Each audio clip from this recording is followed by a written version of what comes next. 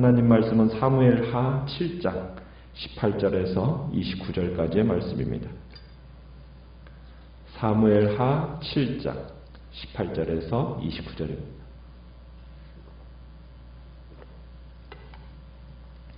사무엘하 7장 18절입니다. 다윗 왕이 여호와 앞에 들어가 앉아서 이르되 주 여호와여 나는 누구이오며 내 집은 무엇이기에 나를 여기까지 이르게 하셨나이까?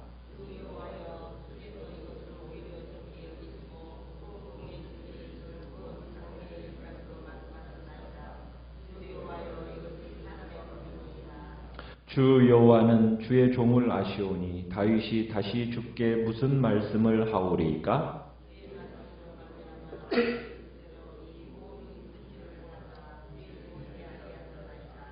그런즉 주 여호와여 주는 위대하시니 이는 우리 귀로 들은 대로는 주와 같은 이가 없고 주 위에는 신이 없음이니이다.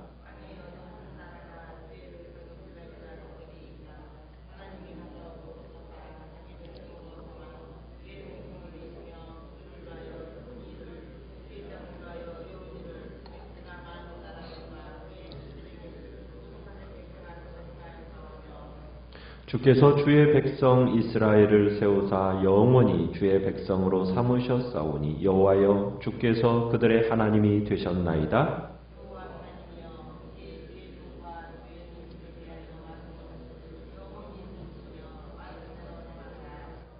사람이 영원히 주의 이름을 크게 높여 이르기를 만군의 여호와는 이스라엘의 하나님이라 하게 하옵시며 주의 종 다윗의 집이 주 앞에 견고하게 하옵소서.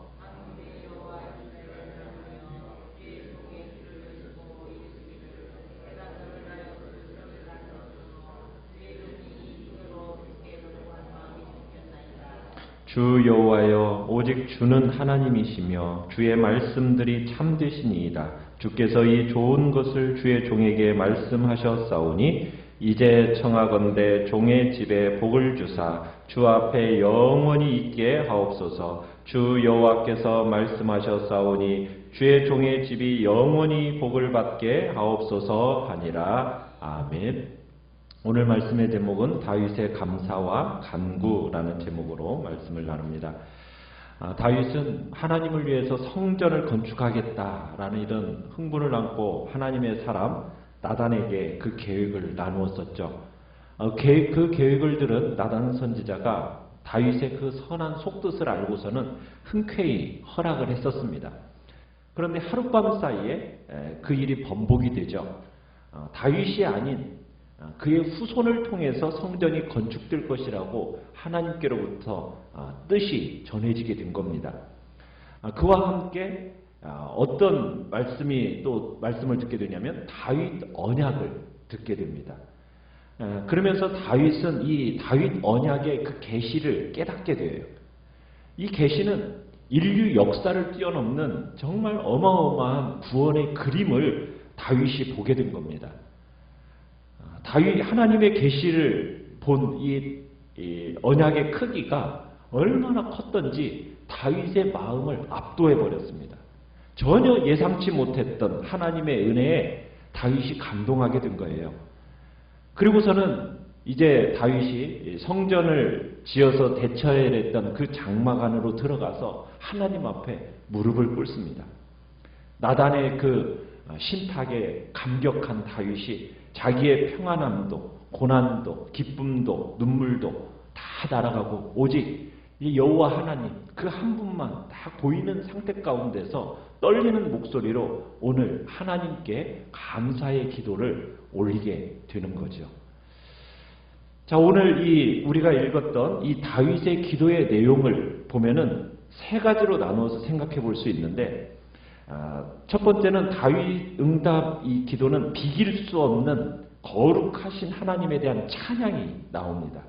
그리고 자신이 오늘이 있기까지 섭리하신 하나님께 대한 감사의 기도가 나오고요. 그리고 자신의 왕국을 견고하게 세워달라는 그 기도가 이렇게 이 응답 기도의 중심으로서 세 토막으로 이렇게 전개가 됩니다.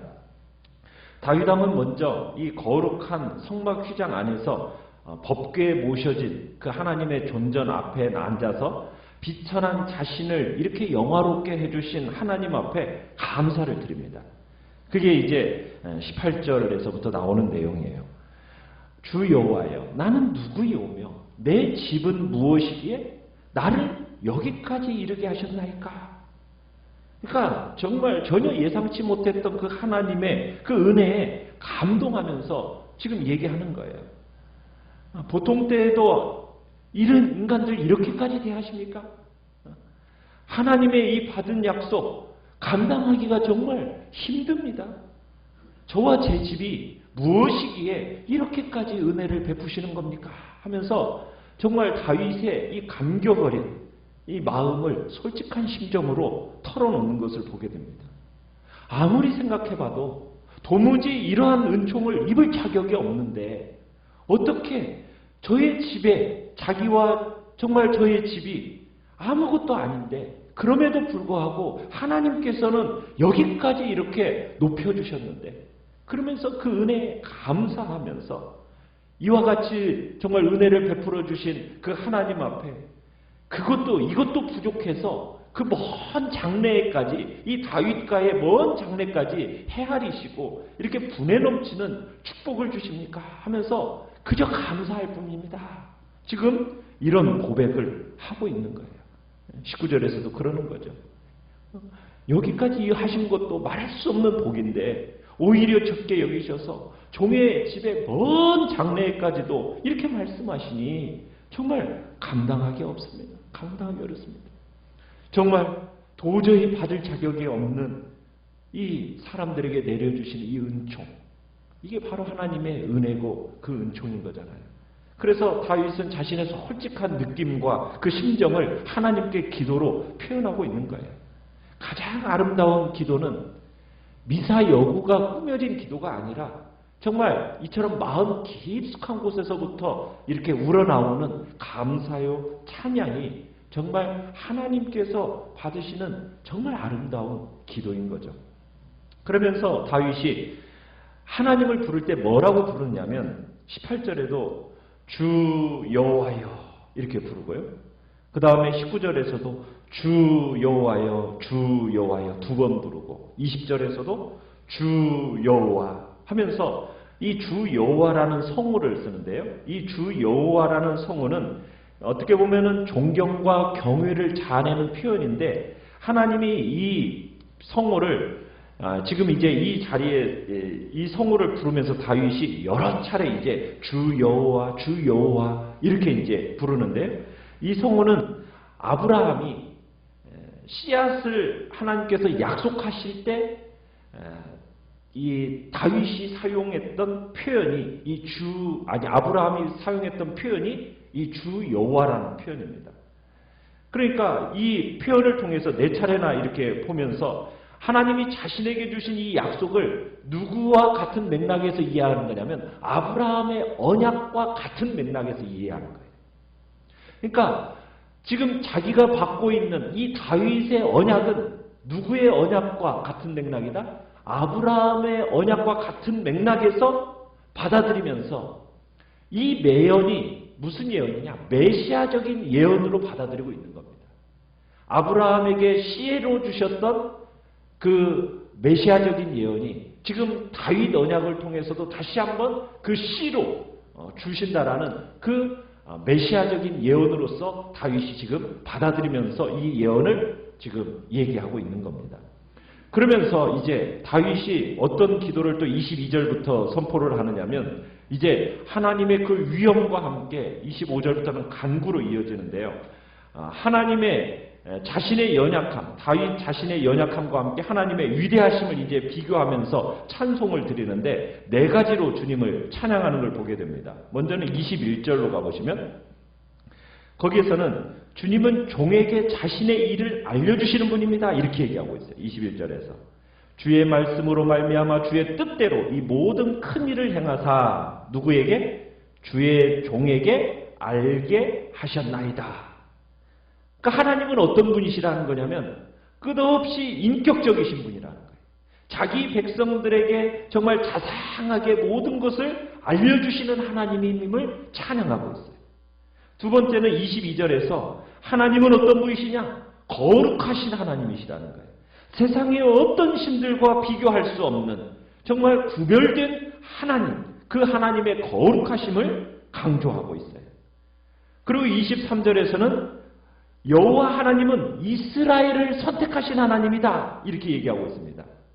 그러니까 이스라엘이 지금 오늘이 있게까지 된 것은 전적으로 하나님의 과분하신 은혜로 말미암아 이렇게 있게 된 겁니다 라고 고백하면서 그동안 이스라엘이 정말 여호와께 받은 은혜가 감당하기 힘들 정도로 큽니다, 이런 고백을 하면서 감사와 감격을 한 그 찬송이 지금 23절에서 나오는 겁니다.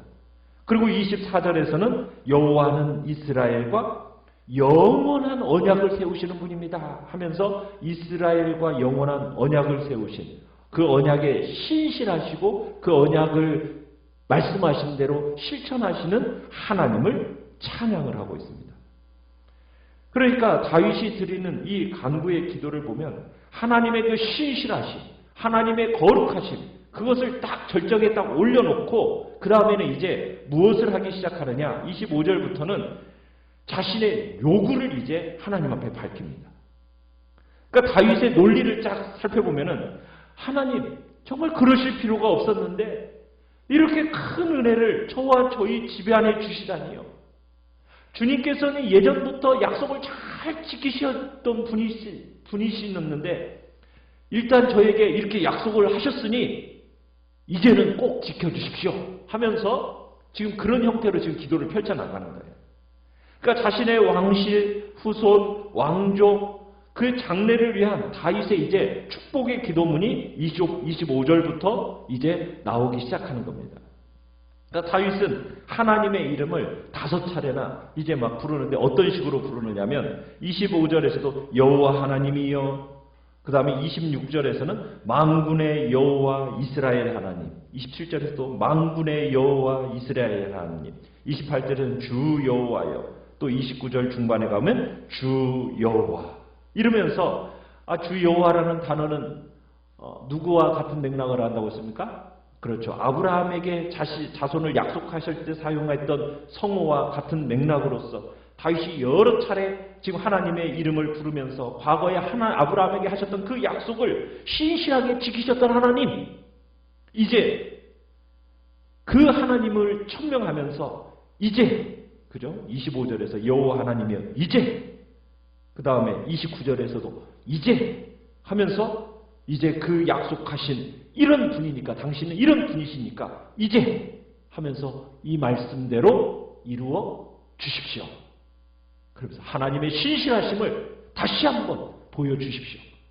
아브라함에게 약속하셨던 대로 정말 하늘의 별처럼 다윗 바다의 모래처럼 그렇게 자손을 많게 하셨다고 약속하셨던 그 약속대로 신실하게 이루어 주셨던 것처럼 이제 자신에게 해주시는 그 언약의 말씀, 당신은 이렇게 신실한 분이시니 당신이 이렇게 또 약속을 하셨으니 이대로 이루어 주십시오 하면서 자신의 요구를 분명하게 하고 있는 거예요. 그러니까 지금 다윗은 무엇에 근거해서 지금 하나님 앞에 기도를 하고 있는 겁니까? 하나님의 성품, 그죠?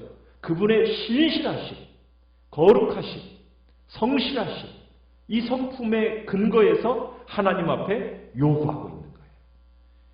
그렇게 요구할 때 하나님께서는 그 요구가 그대로 다윗은 받아들여질 거라는 그런 기대 속에서, 자신감 속에서 기도하고 있는 겁니다. 우리의 기도가 그런 기도인 거예요. 우리가 하나님 앞에 기도할 때 여러분의 기도의 제목을 무엇을 근거로 하나님 앞에 요구하시는 거예요? 하나님의 그 신실하심, 지금까지 약속하신 대로 여기까지 이루어 주셨던 그 하나님이 이후에도 이제도 하나님 이루어 주십시오. 이게 우리가 기도의 자신감 속에서 자신감으로 할 수 있는 근거가 되는 겁니다. 그러면서 다윗은 또 어떤 얘기를 하냐면 25절에 나오는 단어가 영원히, 또 26절에서도 영원히, 또 29절에 가서도 마지막에 영원히 하면서 영원이라는 단어를 이제 네 차례나 이제 사용을 하게 되는데 하나님의 약속이 영원히 유효하다는 그런 점을 확인시킵니다. 그러니까 하나님의 축복을 받아낼 때까지 마치 야곱이 매달렸던 것처럼 하나님 앞에서 자신 있게 자신의 의사를 표현하고 요구사항을 확실히 표현하는 그 다윗을 보게 돼요. 참 이런 모습이 부럽지 않습니까? 우리도 이런 요구할 수 있는 거죠. 무엇을 근거로요? 바로 하나님이 어떠한 분이신가? 그분의 성품을 근거로 해서. 그래서 우리는 항상 그 하나님과의 이런 인격적인 만남을 원하면서 그 하나님 앞에 우리가 담대하게 이 시간에도 이 약속들을 붙들고 기도하며 나아가는 거예요. 아브라함에게 신실하게 약속하셨고 그대로 이루신 하나님이 이제는 다윗을 통해서도 그 언약대로 이루셔서 마침내 여기까지 이르게 하셨던 그 하나님의 약속을 우리는 다시 한번 붙들고 오늘 한 날도 우리는 주님의 그 신실하심과 성실하심과 그 거룩하심을 붙들고 믿음으로 주님 앞에 이 시간 나아가시길 바랍니다. 그리고 주님이 주실 그 영광스러움들을 여러분들이 경험하는 복된 자리에 서시기를 간절히 축원합니다. 말씀을